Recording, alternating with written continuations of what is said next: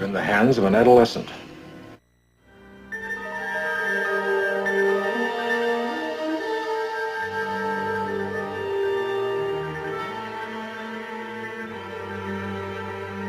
mystery. I don't like mysteries.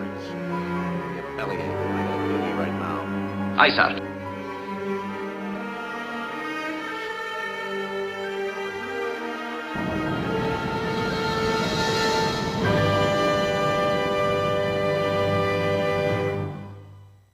Ladies and gentlemen, welcome back to the Warp Core Podcast. I'm your host number one, UrzaMaster, host number two, Lord Uther, and joining us today, host number three, Father Damien Karras. Good morning, fellas. We are again recording in the morning, trekking coffee. And I tell you what, fellas, this is a momentous occasion. We are on episode 30 of the Warp Core Podcast. Congratulations. Wonderful.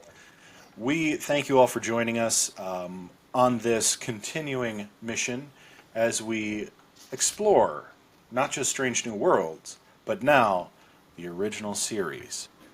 And today's episodes we're exploring are two of my personal favorites. You may recognize one of them, the first one we'll speak of, from our introduction as, let's put it this way, we're in the hands of an adolescent.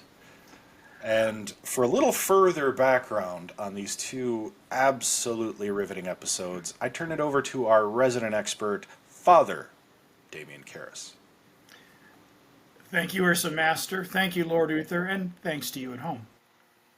We will begin today's Warp Core with Charlie X, and we will begin with the Star Trek legend on the writing team.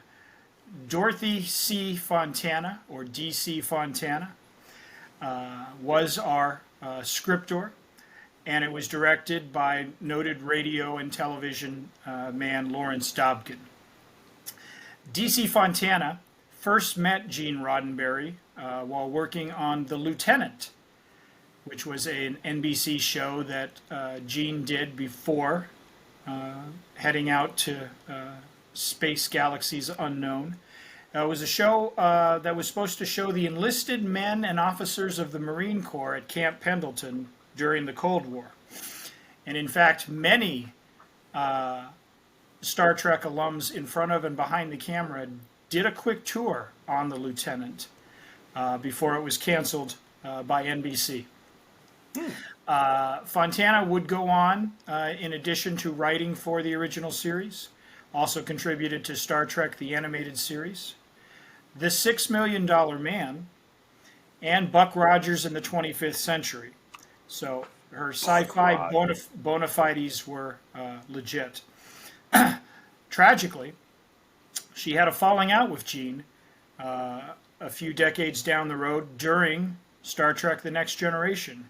She, in fact, is credited with Roddenberry for scripting the 1987 pilot Encounter at Farpoint, but it was her desire to have additional credit on the show, an elevated job title, and the financial security that comes with that.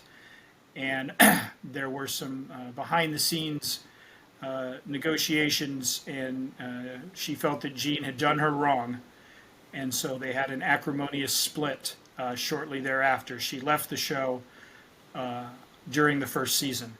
She did circle back around, though, years later, when Rick Berman and Michael Piller were running things, and did pen an episode of Star Trek Deep Space Nine called Dax. So good. And which was great episode, if you remember. So DC has earned her place in the pantheon of notable Star Trek contributors, and this would have been her first effort for us, Charlie X. Also, if you're listening closely during the episode, you might hear an audio cameo from Gene himself, one of his only appearances, albeit not in the flesh, for the show. He is the voice on the ship's comm that announces that the turkey-shaped meatloafs in the galleys have actually now turned into actual turkeys. So That's great. so that's a great little moment to listen out for, to hear what Gene sounded like during the mid 1960s. So as far as the episode goes, we have to remind ourselves when we're watching shows from 40, 50, 60 years ago that imitation is the sincerest form of flattery. And in this case, what may have seemed groundbreaking back then may not, in fact, now feel quite as fresh. And so we have the classic science fiction trope of the ship has picked up an outsider, if you will. The outsider proceeds to wreak havoc with the crew and the ship's equipment and so forth. And the crew of the Enterprise must band together to somehow thwart the outsider and restore things to normal. It's in fact really what the man trap was. Not that we just covered that last week. So there's a similar kind of structure that we're seeing early before they start to become more daring and experimental, if you will. I've made a few notes regarding Charlie that stood out to me, and we can use some of these as jumping off points for our discussion. I will note that this is the first time we see Captain Kirk and Spock playing chess, three-dimensional chess. So that's a good note, and we'll probably see that a few more times before our voyages are through. We get an early Uhura singing, and Spock playing his instrument, which is a nice reference to the Strange New Worlds. Strange New Worlds has picked up on that, and some outright flirting. It appears that the writing staff early wanted to make Spuhora or Ak a thing, based on how those two were sort of playing it off. And the Kelvin timeline movies took that to even further. But it'll be interesting for me to see when they kind of just dial that back and just say, nope, never mind. But right now, early, they are sort of pushing the Spock Uhura sexual friction, if nothing else. There is a continuity error if you are prone to such things. I don't usually like gaffes and goofs because I feel like once you've seen them, then you can never unsee them.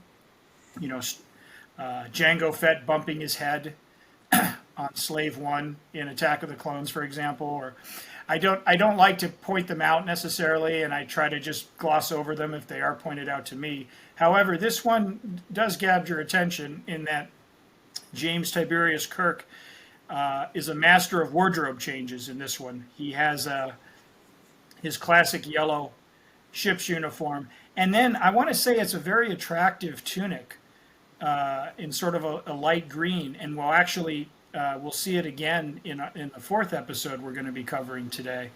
But he does so in a way that the show is edited in this one that clearly the script supervisor was off at the craft services table and forgot that he was wearing the green and the yellow because it's there, and then he's wearing the green, and then suddenly he comes on the bridge a moment later, and so like I say, I'm not proud of it, and I'm sure they aren't either, but I mean, it is there, and you do have to call it out, as while saying it's a very nice fabric and it looks good on him.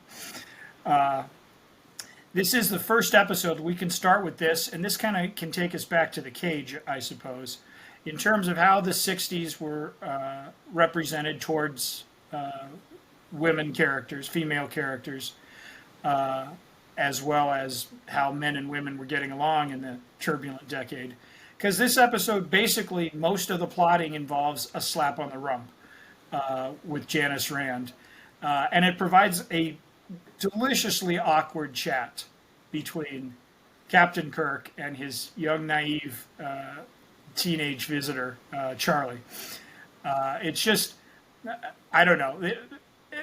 For 2 or 3 minutes, it was just priceless to watch the uncomfortable Shatner trying to explain to Charlie why bopping Janice Rand there on the caboose was just not an appropriate thing to do. But more so, I mean, the fact that the naive Charlie thinks that, hey, what's wrong with that? Everything's I thought she liked me.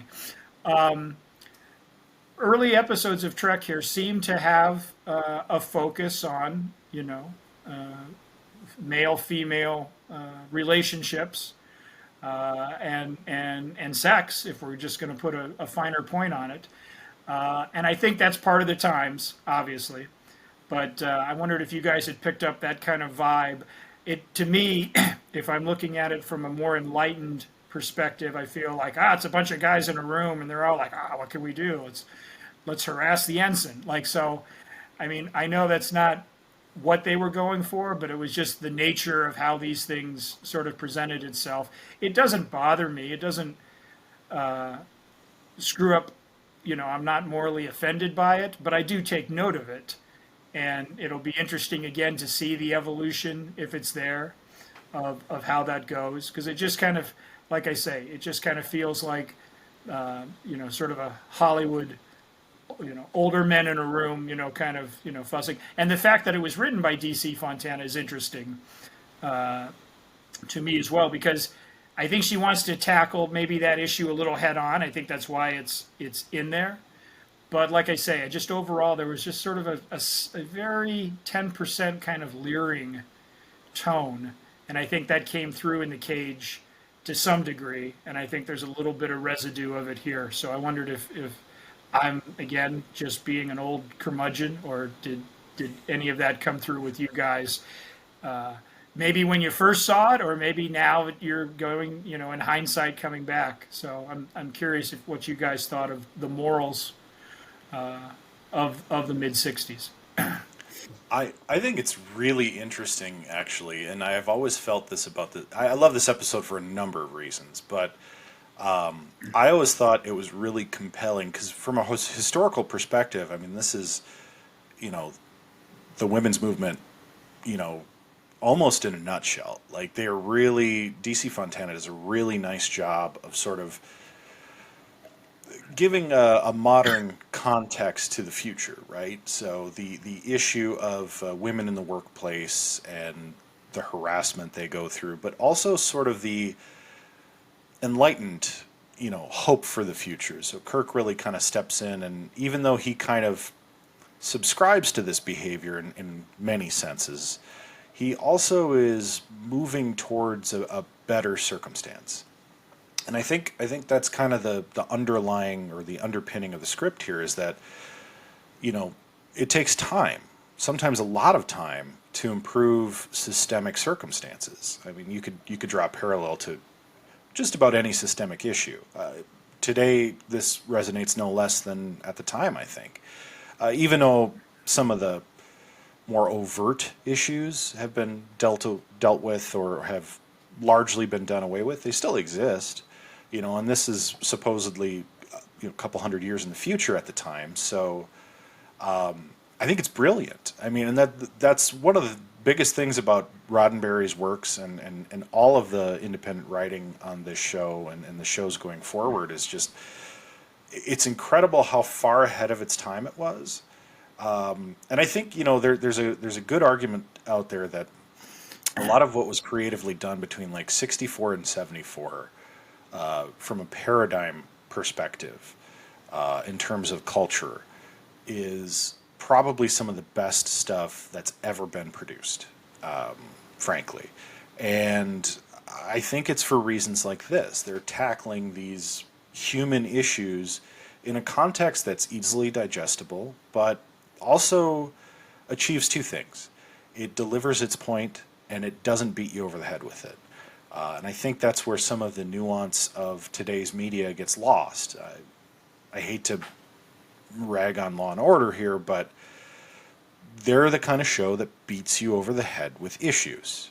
And Star Trek, to the absolute contrary, is the kind of show that educates you about the issues in a way that's still enjoyable. Good point. And doesn't shame you either. That's the thing, is it's not shaming anybody. It's just saying, hey, you need to grow up. You need to develop yourself. You need to develop an understanding of those around you and relate to your world in a way that you might not do right now. And I think that's a much more apropos approach to a paradigm shift, to a cultural change you want to make.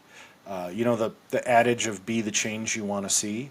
That's what's essentially Kirk is doing. He's trying to give bite-sized chunks of a cultural shift. And that's the brilliance of what DC Fontana did here is like, I don't think anybody's ever asking for an overnight change. You know what I'm saying? And that's, to me, one of the coolest things that sci-fi can do.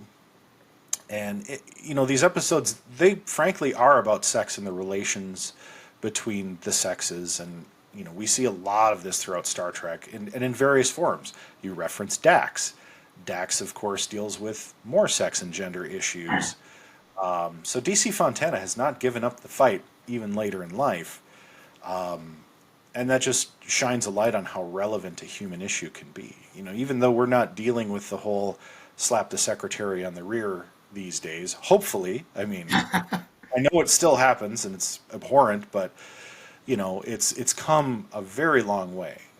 And I think it's stuff like this that's really changed the culture. And that's why Star Trek is this amazing series. It has literally changed the world for the better. And these are why these people all have stars on the Hollywood Walk of Fame.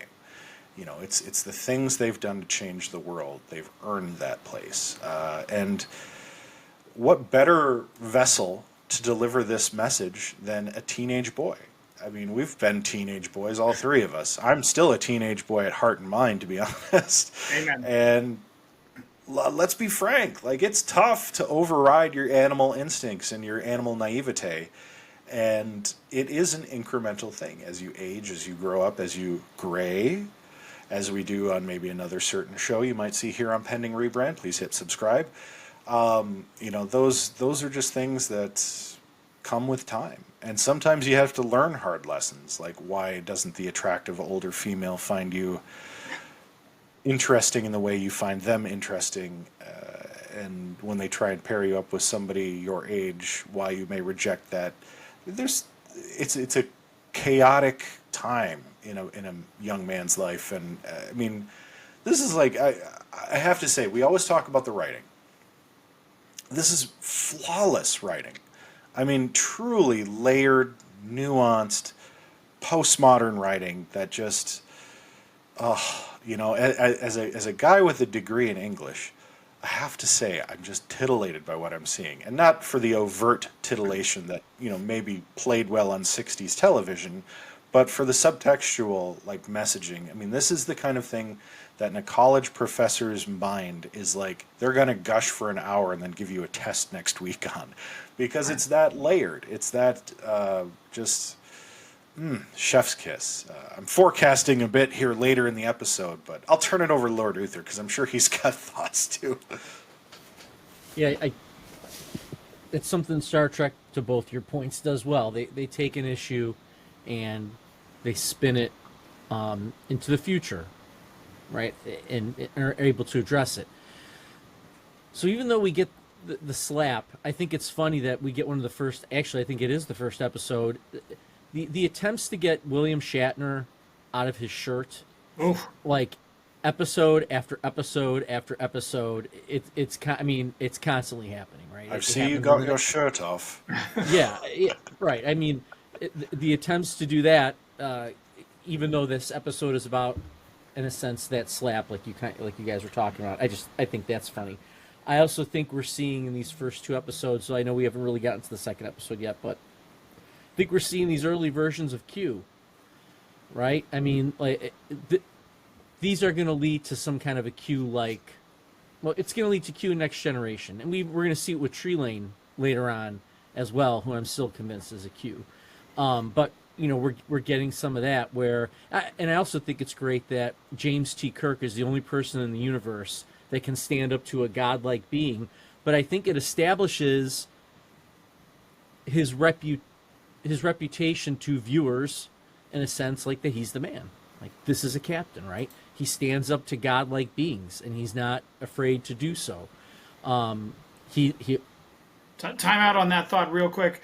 Do you think that Charlie was too formidable? Because as the episode got closer and I had not seen it, I was worried that they had written him to be so all-powerful there would not be a credible solution to defeating him. It's almost the same feeling I had when I saw the Terminator 2 the first time, and I'm like, how are they going to beat this liquid metal guy? Like, the guy just keeps like, and so I wondered, like, I was actually for a couple of minutes knowing that there would be a clear resolution by the end of it. I'm still like, geez, how are they going to do this? Because this guy can literally do anything. He can give you the stink eye, and then you are atomized, and he can take over your ship, and he can make turkey meatloaf into turkeys. Like, I wondered if you guys thought they made him so godlike. It's like, how could one mortal, how could one man, how could one Canadian actor possibly withstand that kind of? To piggyback on your report. No, that's a great point, because during the episode I'm like, why doesn't he just make another Rand? Just snap his fingers and make the person up that loves him, But is that what a god doesn't want to do that, though, because he wants to try and win that person over? Is that why he didn't do it? Because he didn't want to use his godlike abilities? That could be a piece of it. So, yeah, I just think they do right. I'm sorry, I'm getting a little messed up here, but the idea that these godlike beings, and again, that only or James T. Kirk can stand up to them, is amazing. And huge credit to Strange New Worlds writers going back and capturing Uhura singing and Spock playing the whatever he's playing there, and then the harp or whatever he's playing, and that he's like, in that women should be wary of Spock.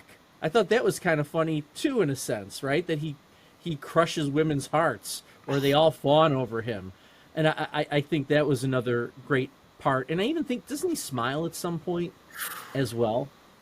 I could have swore he smiled at some point. So again, huge props to Strange New Worlds. Huge props to DC Fontana, obviously, for writing this episode. But my question for Father Karras is, if I said that right, do the Strange New Worlds writers go back and watch all these episodes, and what do you do? Like, do you have a piece of paper that says Spock at the top, and you take very detailed notes on Spock, and then you flip the page and you go to Pike or you go to Kirk? How does that happen? Now, it's fascinating because I like I said, there is a good chunk of my education missing on the original episodes. So I'm watching them through the lens of having seen Strange New Worlds first, if you will. And I'm seeing a lot of, I guess if you wanted to be, cute and one-dimensional about it, you'd say Easter eggs or things for fan service.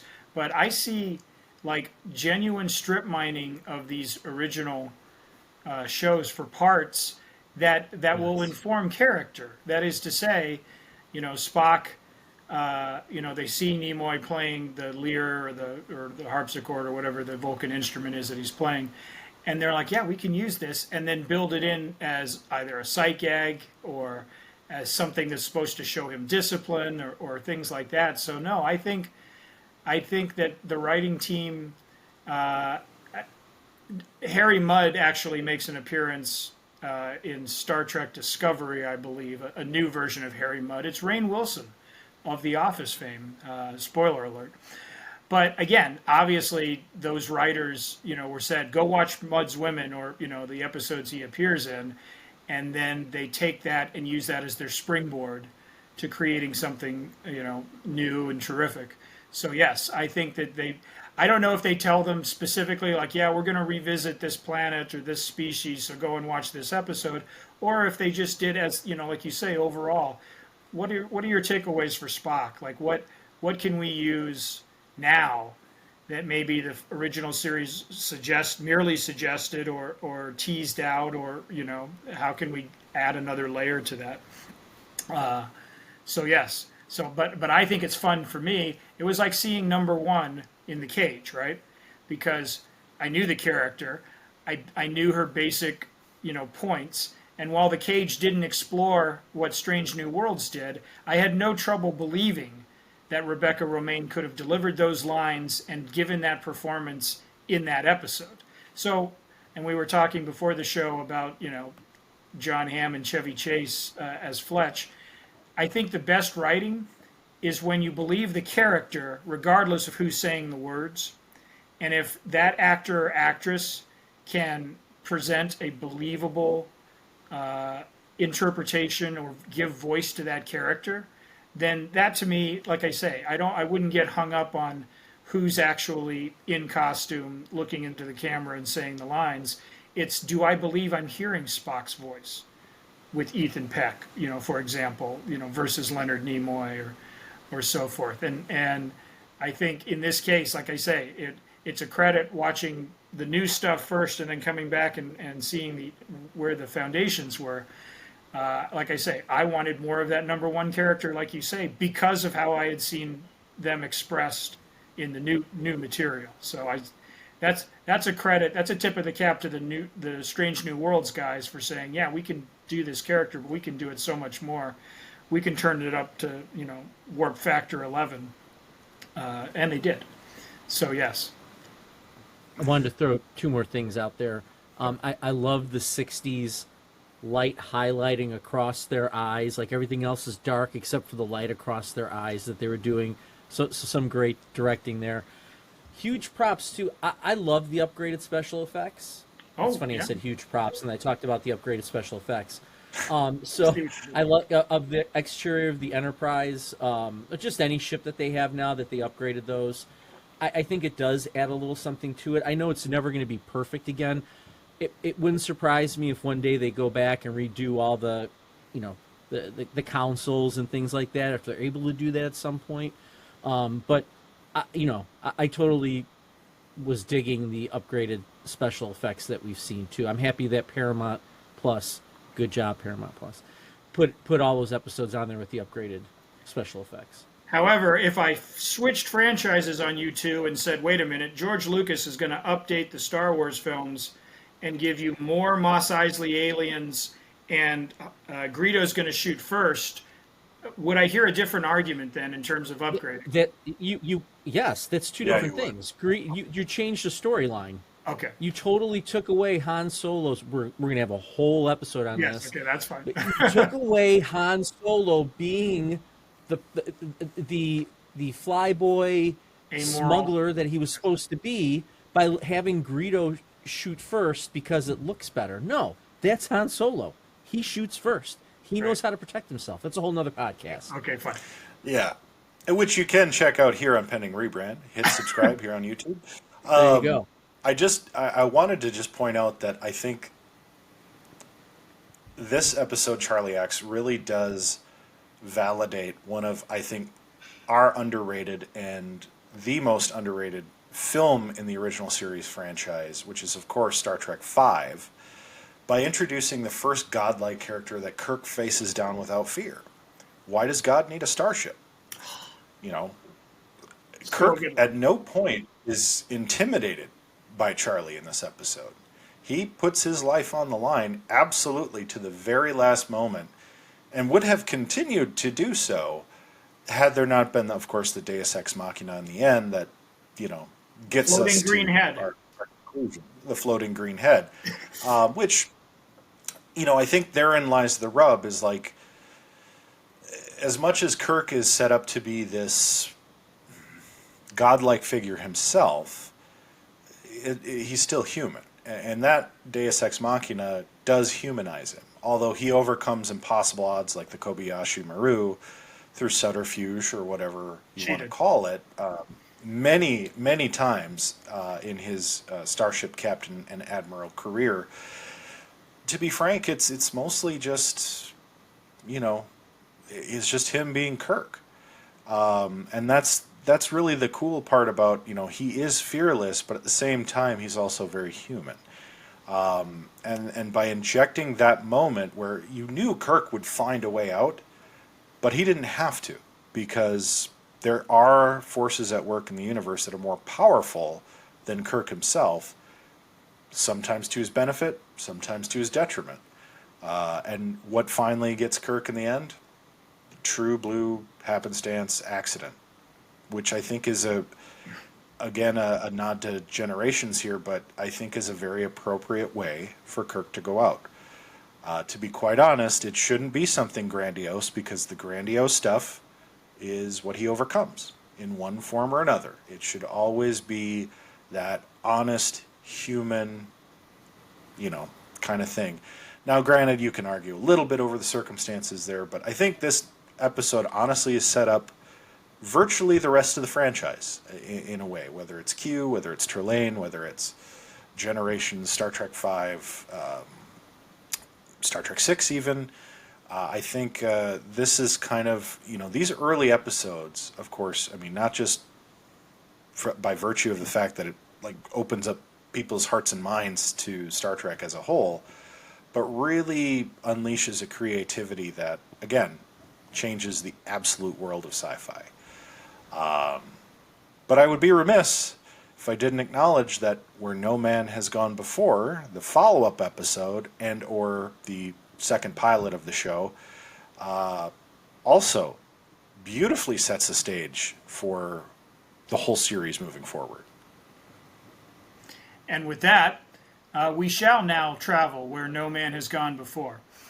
So you will recall we had the cage, was shot by Desilu, and Roddenberry turned it into NBC, and they said, nope, too cerebral, too smart, too brainy. And that could have just ended Star Trek's run there, and we would be having a completely different podcast in an alternate timeline if that were the case. But they got a do-over. They got a mulligan, if you will. And Roddenberry turned to Samuel Pebbles, and it was Samuel Pebbles who Star Trek fans should actually be giving a day of celebration to, because it was his draft that not only sold NBC, but basically saved Star Trek as we know it. And this was a man who worked primarily on Westerns. Science fiction was not his bag as far as all that goes. He worked on The Rifleman and Bonanza and Have Gun Will Travel. And he also did, and this is a deep cut for some of you of a certain age, on Saturday mornings when we were growing up, they had cartoons on and entertainment aimed at the young demographic. Samuel Peebles created and wrote a show called Jason of Star Command for CBS, which actually, I believe, featured Walter Cohen and possibly James Doohan in between their Trek TV and feature days. In any event, it was a low-rent Star Wars, Star Trek knockoff, Buck Rogers. The effects are 70s cheese, and the attention span is only meant for 5 and 6 year olds who have just finished their Frosted Flakes. But there is a certain pokey charm to such fare should you decide to seek it out on the streamer or internet dark website of your choice. The director of the second pilot, Where No Man Has Gone Before, and I should mention that what sold NBC even more so than a less cerebral, if you will, pilot, which I digress with, but we can argue on that. It was the fist fight with Gary Mitchell that apparently executives said, "Yep, we're in." So, and this is also the first episode where we get the inimitable James T. Kirk fighting style, which will, I'm sure, show up again and again and again. The classic two fist clasp, and so forth. And double axe handle. Yes, his balletic moves, almost graceful and ballet-like, in the fight choreography. And that actually reminds me, on a quick tangent too. Do we ever see the Enterprise gym in future episodes, or was that only limited to Charlie X? Because while he was teaching him some self-defense, it feels like a set that was criminally underused. If it was around, we needed more shirtless Starfleet guys doing basic male gymnastics moves in the gym there. That was just maybe that's my hang-up. But in any event, the director of Where No Man Has Gone Before was James Goldstone. Now, this is a man who worked with Paul Newman, Robert De Niro, George Segal, Robert Shaw, James Garner, Richard Dreyfuss, and Sidney Poitier. Unfortunately, none of them were in this show, but during his career, he worked with all of them at some form or another. And sometimes, like in the case of Paul Newman, it was a forgettable 1980s disaster flick about a volcano threatening a Hawaiian resort town. So it wasn't Paul Newman as The Color of Money or The Hustler, but nevertheless, he got to say action. Or the salad dressing. Yes, and old Blue Eyes would have to then run through some takes. So also, this was unfortunately where we lost Majel Barrett as number one. NBC didn't think she smiled enough, and that's code for they didn't want a stern-looking woman on the bridge. So the character of Spock, who, as you recall from The Cage, was all over the place with his animal passions and human.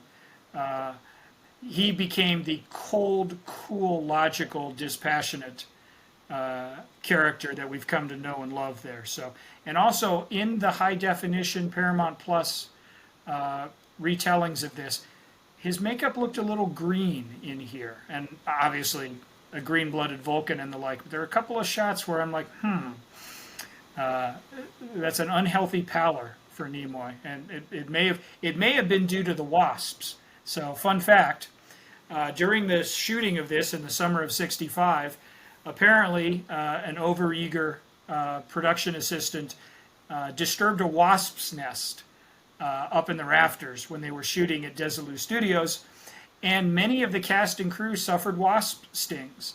And in fact, the worst to get it of all, the most stoic perhaps while it was happening, but needed some constant behind-the-scenes TLC, was Shatner, who required extra makeup after having endured several wasps' keen stings. So that was a little fun fact for you there. Be careful moving up That's in the a reel rafters. right there.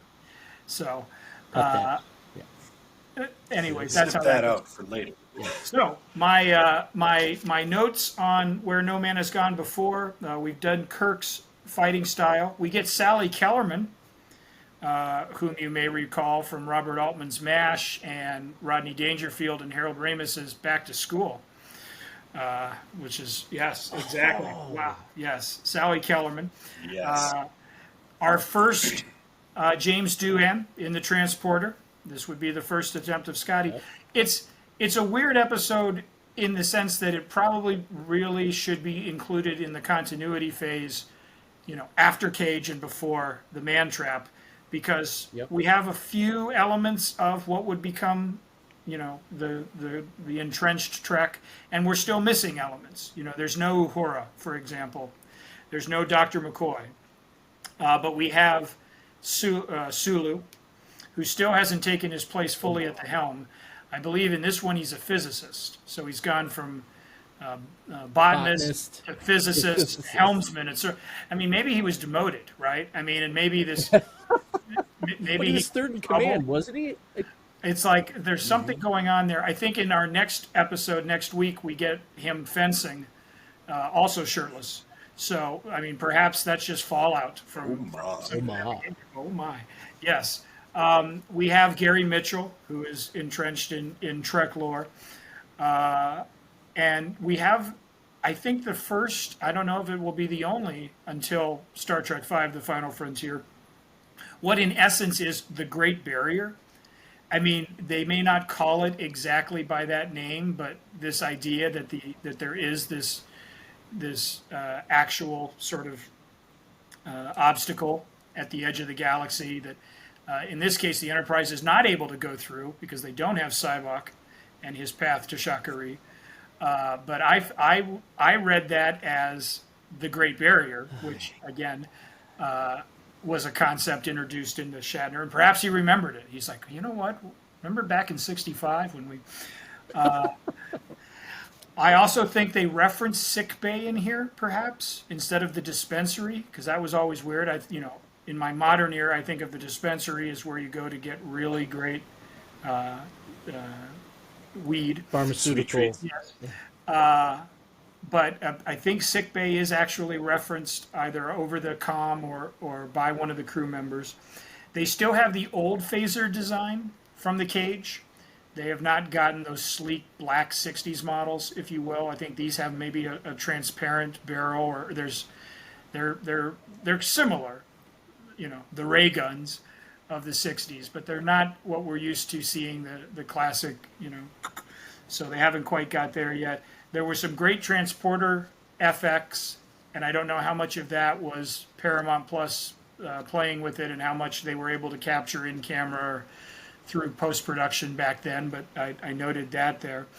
And also the character of Kelso is strangled, and the only reason I sort of call that out is you don't often see, even if they're like the minor crew members and all that, you don't often see such a very like on the nose death, like sort of a graphic murder kind of. I mean, like you have guys who get zapped with energy rays or turn into little blocks of salt, or they just disappear. But it was kind of this whole Jack the Ripper time after time strangling there, and it goes on long enough just for you to like take note of it. And so I was like, yeah, that's an interesting way to go with it. Like in terms of, the violence wasn't necessarily suggested. I mean, it was right there in front of you. And again, it's G-rated tame compared to what you can find in a more modern fare. But it was an interesting note that they were like, yeah, we're going to kill a crew member, and we're going to do so right there, and so forth. So I thought that was an interesting nod there. I mean, the show itself, the battle between, again, now we have godlike powers with Gary and so forth, and what that all portends, and trying to rationalize with it. I'll let you guys take that as far as you want to go in terms of it. The two episodes work well hand in hand in terms of exploring similar ground, just handling it a bit differently in terms of what was cultivated.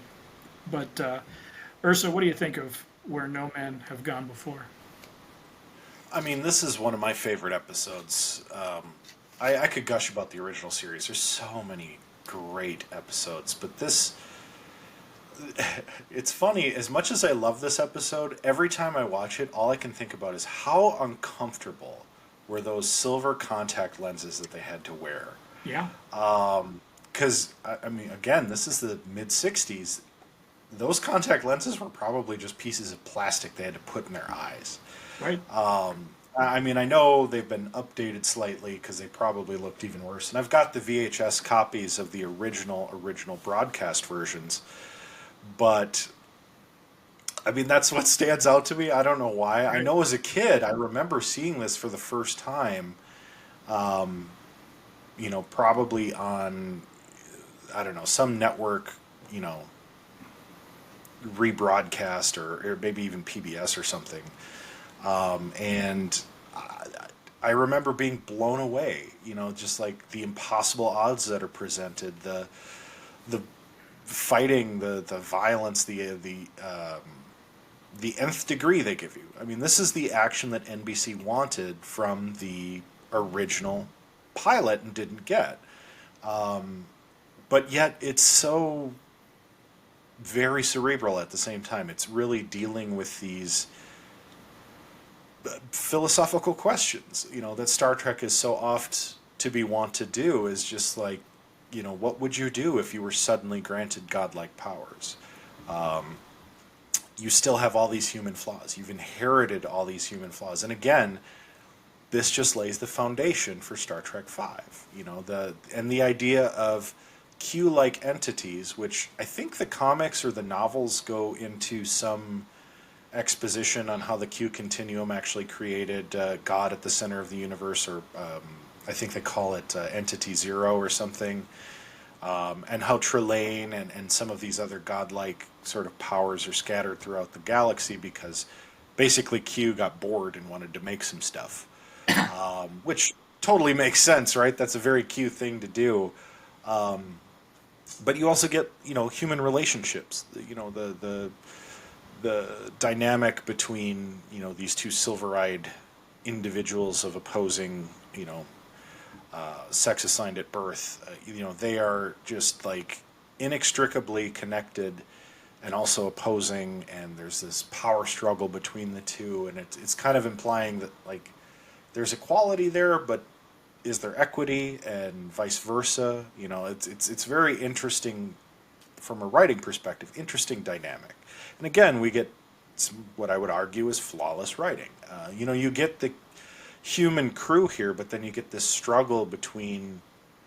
I mean, you could call it good and evil, but it's more nuanced than that, and that's what really makes this brilliant. I mean, as much as NBC didn't want something cerebral, they got a very cerebral, very highbrow piece of material in what you could call a very accessible, you know, vehicle. If you want to say that Star Trek is the Enterprise, there it is.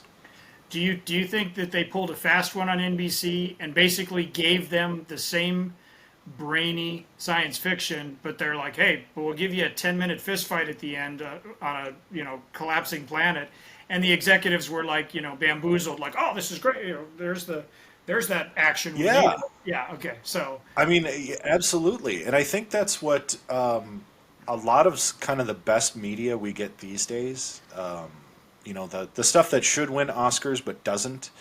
I think that's how it gets delivered, how it gets sold. I think there is still a lot of, shall we say, powers that be that shy away from, truly artful pieces because they're so inaccessible, because the almighty dollar commands everything. By the way, we still stand with SAG-AFTRA and the Writers Guild, and we'll go forth as the video game writers are now joining them. Hurrah! Love to see it. But, that's really the flaw with big corporate kind of media productions, right? Is they want the lowest common denominator stuff because that generates the most amount of dollars. But truth be told, you can hide a lot of highbrow material in what may be perceived as lowbrow package. Look at the Barbie movie. How are we connecting Barbie to Star Trek? That movie is packed with great, great writing. In a very silly sort of, I don't know if you want to call it sexy, colorful package, like a Barbie, it's truly an educational tool. I mean, you think about straight out of the 60s. Look at Barbie from the original debut. Barbie was way more than just some silly doll. Barbie was a path to empowerment. Barbie was the women's movement. Barbie could be anything. Star Trek is the same way, and it's not geared towards, little boys or little girls. It's geared towards everybody. So don't ignore the beauty that may come in simple, silly packages. Likewise, you can also see that flop really hard. Look at Battlefield Earth. And I'm going to go on record and say that I was a big fan of Battlefield Earth. But all apologies to Barry Peppers and John Travolta, it was not successful. Although I really think Forrest Whitaker was amazing in that movie. But sci-fi is one of those vehicles that you can really take on these huge philosophical discussions, these amazing cultural, critiques or suggestions of a human nature, and put them in a very easily accessible, very digestible format that's exciting and riveting and grips you and kind of passively educates you. And that's just, it's amazing. It doesn't need to give you these messages, so hard over the head, which you could accuse the Barbie movie of doing stuff like that too. But, so much of what we're delivered, if we're to learn a message, has to bark the message at you. Star Trek doesn't have to do that. It does that by nuance. We still see that in Strange New Worlds, even in Discovery to some extent, which I think is a little less successful at it. But I marvel at this episode for these reasons, because you get all the action, all the TNA, if you will, that you would want as a I don't want to say money hungry producer, but let's just say as somebody who's trying to deliver a show that's going to do well in the ratings or pull those numbers. But as a creator, as a creative mind like Roddenberry and all of these folks involved with Star Trek, you really want to deliver something that's meaningful and potent. As an artist, that's what's important. You get the best of both worlds, right here with this episode. So that's my soapbox. I'm going to continue to beat the horn or beat the drum and blow the horn of Star Trek, because this is what it's all about. As a creative mind myself, and as all three of us, I think we can agree, like, this is just so exciting. You know what I mean? So really, if you I see this as a comparison to the pilot, right? In terms of, you basically take out Pike and put in Shatner, and it's a completely different feel. It's a different vibe, and I think it was pretty evident that having Shatner come in, to me, I think that changed the series, right? His acting and the way they portray Kirk. So I think that was a big factor. Every time I see Shatner fight in TOS, I think of MST3K when they're like, Haikiba, and like they're doing all the karate chops and stuff. So Haikiba, and so that's been my thought there. Again, we get Shatner's shirt ripped down the side. Spock, I don't know if you guys noticed this. Spock starts out all emotion at the beginning, like yelling about, and whatever it was, like they're this far away or our shields are falling. And then by the end of the episode, he was talking about his logic and not having, and so it's like it changed during the filming of that episode. Even though I think we get emotion here and there, but nothing like him screaming and yelling. That's something that we don't get from Spock. So I thought that was pretty interesting. I feel like the godlike stuff, episodes are too close. It would have been nice if there was a little bit of spacing there. It's just kind of weird to go from godlike people one week to godlike people another week. Here's where I think they kind of missed the mark. Later on, they could have done a movie where they go back to that planet and they find Mitchell. There's actually a book out there that kind of addresses Mitchell, and what was the female's name? Oh, I was the doctor, yeah. Yeah, Sarah something, or I think it was something like that. But I think that would have been cool. Maybe that could have been Star Trek V. Like they go through the barrier and they go back and find Mitchell. But anyway, I think they missed a little bit of an opportunity there. Again, we've got Kirk fighting a godlike figure, and then he's got all these powers. And I'm probably obviously diving a little too deep. Mitchell has all these powers, and then a rock falls on him and does him in. Struggle with that a little bit, but that's okay. I mean, he literally took a full laser blast, and it didn't do anything to him, but the rock winds up, being his demise. They're in those yellow type of uniforms, which I thought was interesting. Again, I know it's a continuity thing. By the way, Dr. Piper reminds me of Ernest Borgnine. Nice. I mean, just like his whole demeanor and crotchety old man kind of thing. Take two of these, and I've got to play golf. Yes. Yeah. Thank goodness we wind up getting Bones McCoy coming back at some point. So, but again, solid episode. You can see the differences. Go ahead. No, you mentioned Piper. And you see how in the first two pilots, they're still trying to find the secret sauce, and then I would rewind to the Man Trap, which again is the first episode that airs, and you saw as you talked about Uther and Ursa, just the natural chemistry between your triangle of leads between Kirk, Spock, and McCoy. Like I think. You get that even more now, having now seen Where No Man Has Gone Before, because again, it isn't quite there yet. It isn't quite fully baked. They don't have all the right pieces in place for what we will know to go on to be a long and successful franchise in terms of the chemistry with the crew. And I don't know, like, I'm glad I saw the Man Trap first introduction of Shatner in that role, even though I'd seen Shatner in the movies and everything else. Right. Because while he was a change of pace from Pike in this episode, I thought his best qualities came forward in the Man Trap even more so than I did here. Like, I would say that we're only getting like maybe 60 or 70% vintage Kirk in this second pilot, but somehow when you brought in DeForest Kelly and you figured out how you were going to play Spock, if you will, like I just felt like the man trap, and we talked about this in our last episode. You could just pull that out of the firmament and just say, "This is essential Trek.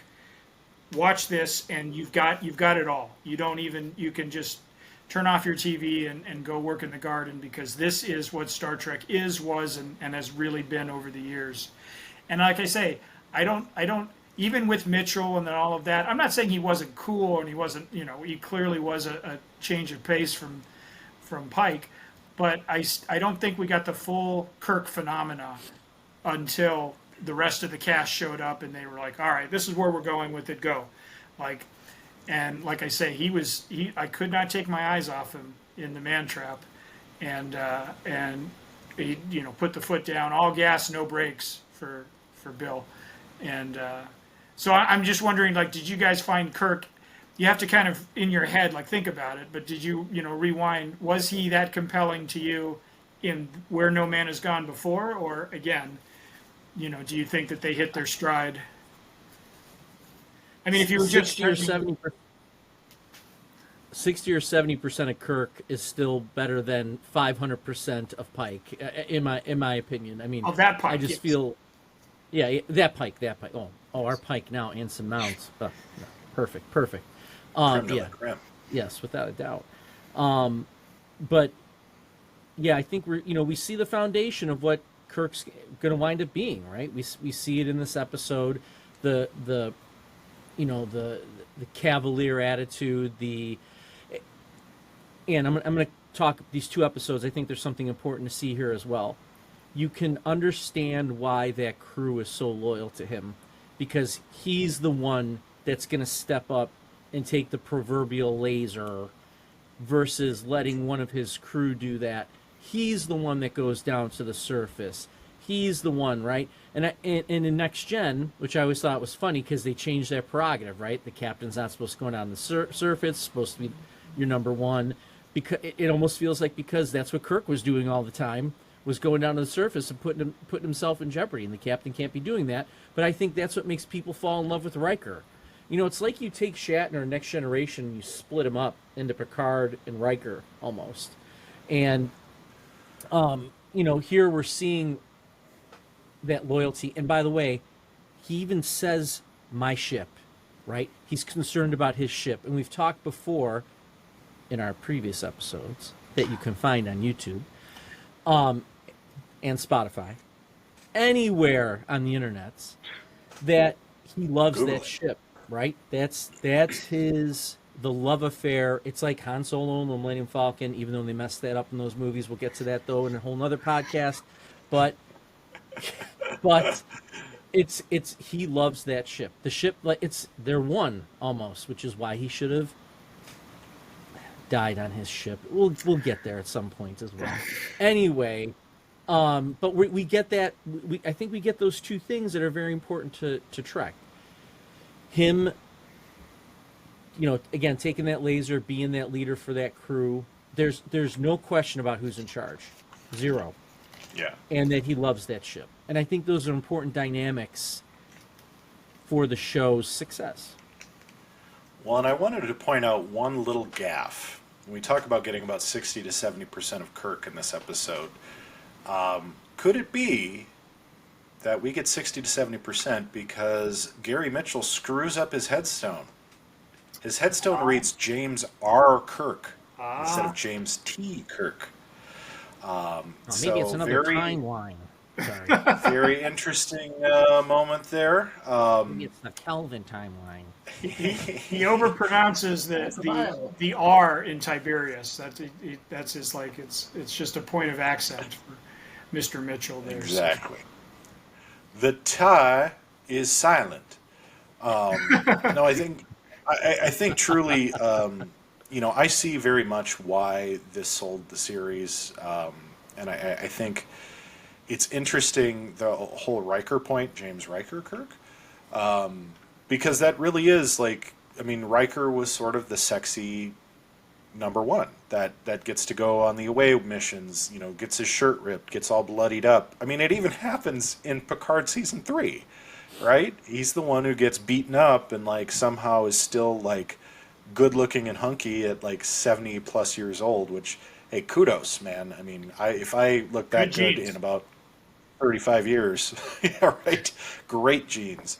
And hey, William Shatner in his 90s looks good. I mean, for a 90 plus year old man, guy looks damn good. Like, and riding horses, like, good on him. But, you know, I gotta say, like, just the amazing quality of just characterization that we get so early, even though it's incomplete, you know, really lays those foundations for future series. We get a lot of Kirk in everything, even in Discovery. And I think that, you know, I know people have problems with William Shatner, like even George Takei, who, you know, is blue shirt in this episode. You know, William Shatner really, I hate to say it, but he's Star Trek at this point. You know, he helps sell this show, and they have some real star power that comes into this show in various forms in these early episodes. But you can't take your hat off enough to this guy. And I mean, he's famous for any number of reasons. I mean, he's done, you know, was Boston Legal. I mean, that was a fantastic show. Denny Crane is an amazing character, and he made that character. T.J. Hooker. I mean, to be honest with you, like, I don't want to say, you know, he can do no wrong. Patrick Stewart can do no wrong.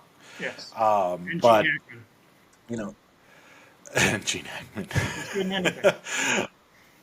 But yeah, well, Denzel Washington, great in anything. Equalizer 3, fresh out in theaters. I can't wait to see it. It looks amazing. But you know, these are the people that, you know, we're talking about this, what, 3 generations, wink wink, removed from the debut of this series. You know, my dad grew up with the original Star Trek. You know, he was the one who was 3-4 years old when it started to be broadcast on TV, and remembers watching it week to week as a kid. Like, you know, my sons and my daughter to a lesser extent, you know, watched this series with me. I mean, if we want to say generational, you know, content, you know, which I think is a bit lost sometimes when we talk about the importance of TV, because in the streaming era, it's different, right? You don't have to wait necessarily every week. Some shows are released all at once. Some, I think the most successful, make you wait. Because there is, I want to come up with better adjectives, and I apologize because I don't have my thesaurus, but there is beauty in delay. Absence makes the heart grow fonder, right? And waiting every week for Ahsoka, waiting every week for Strange New Worlds, waiting every week for Picard Season 3. I'll be frank, I don't know if it's nostalgia for me or if that just breeds the success of the show, but there is something to say about the fact that you saw this broadcast on television and had a whole week to overthink it. A whole week to sit at the water cooler at the office, or talk about it in the schoolyard, or talk about it at Sunday breakfast with your coffee and your mug and say, wow, Star Trek. Dang it, Dale. You know, it's really, it's amazing. And I think this is a great time to give these 2 episodes our resolution out of 7 warp cores and how we feel about them. And I would be remiss if I didn't want to cast out any demons with Father Damian Karras first. Thank you, UrzaMaster. I can tell you we don't usually lump them together. My overall score today will be 11, but we're going to split those numbers up here. Charlie X will get a 6 because I appreciated, like I said, the idea that the villain would be a hard nut to crack. And even though the eventual resolution was a floating green head, the fact that you could take characters and put them in what I thought was real jeopardy, you know, still making me doubt, how are they going to ever solve this one? I give credit to DC Fontana and Roddenberry and the like for bringing it there. I'm going to give a 5 to Where No Man Has Gone Before. I just think, again, if you take the cage at face value as the pilot that they didn't want, and then the first episode you aired was the Man Trap, which I just thought was a great solid hour of television.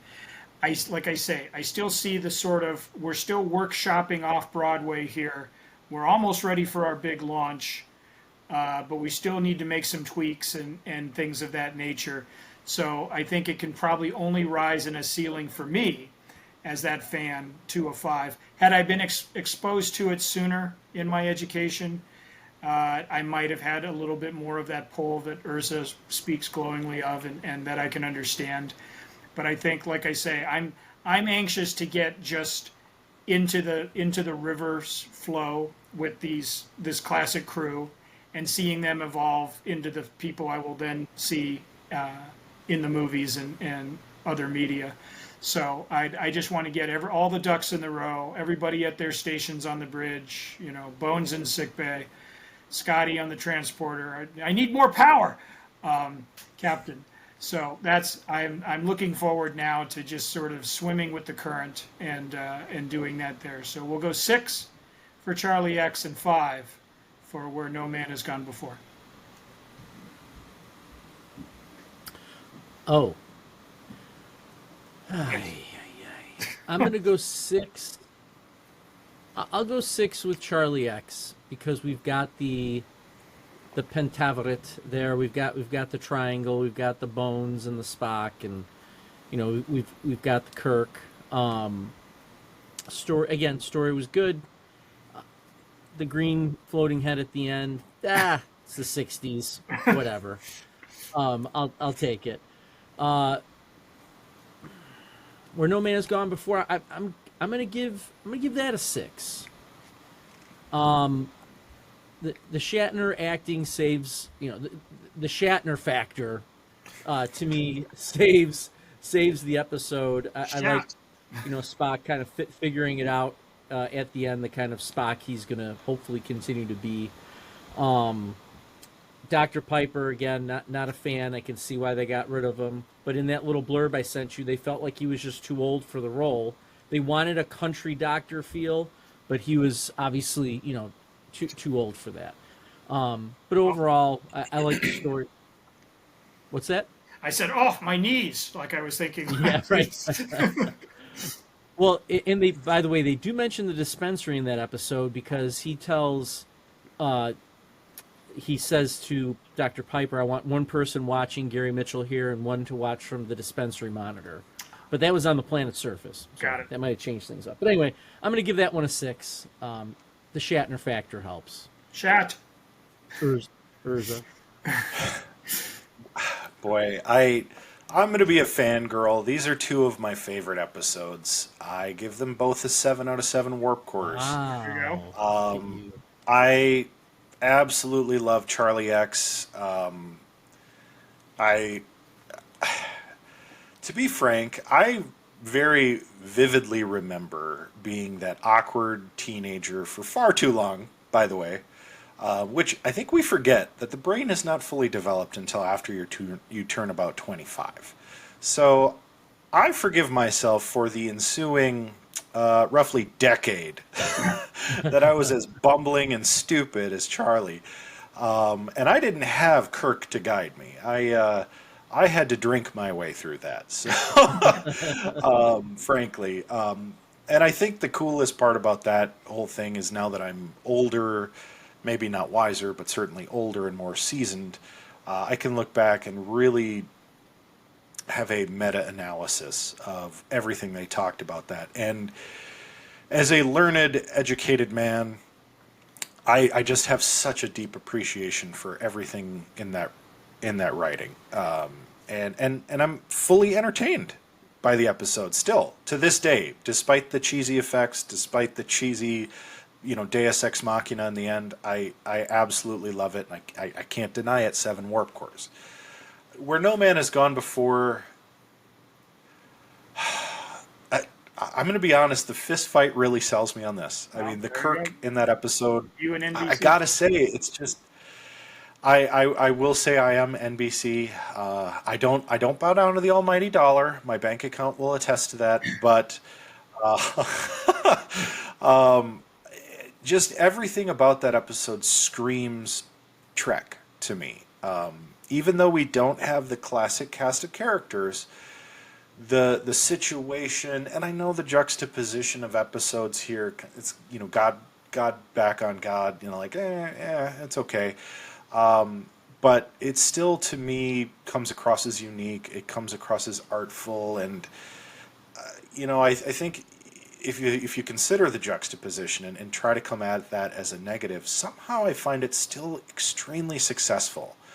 And despite the James R. Kirk gaffe, which sticks out in my memory forever, I think that almost makes it more endearing. And I just can't deny it 7 out of 7.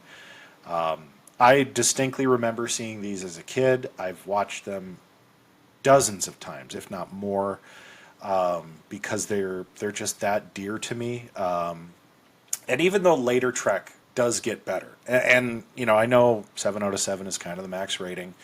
I have to push them over the edge, because I think without these 2 episodes, if you removed them, Trek would never be the Trek that it becomes, and I mean that very much for all iterations going forward, because these are truly groundbreaking in so many ways. And I'm going to throw this out there, that they kind of retrospectively validate Star Trek V, which is a movie I came into as highly underrated, and I think I gave that a 5 out of 7 warp cores, if I remember, so I got to be fair.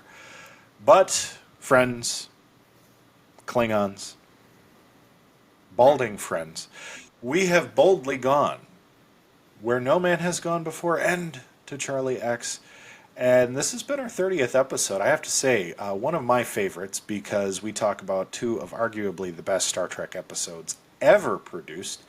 Not to mention the fact that these are foundational. I have to say, we look good doing it.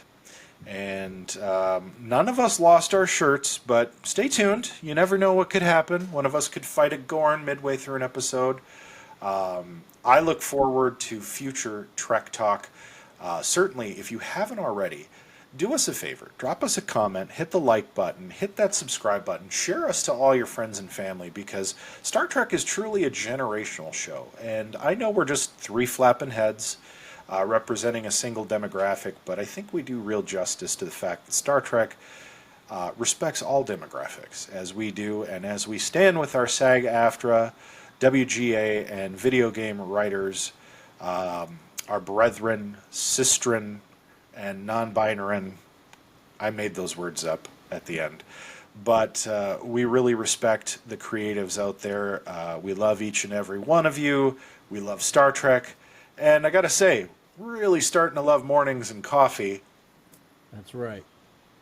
With that, as always, let us say to each and every one of you out there, live long and prosper.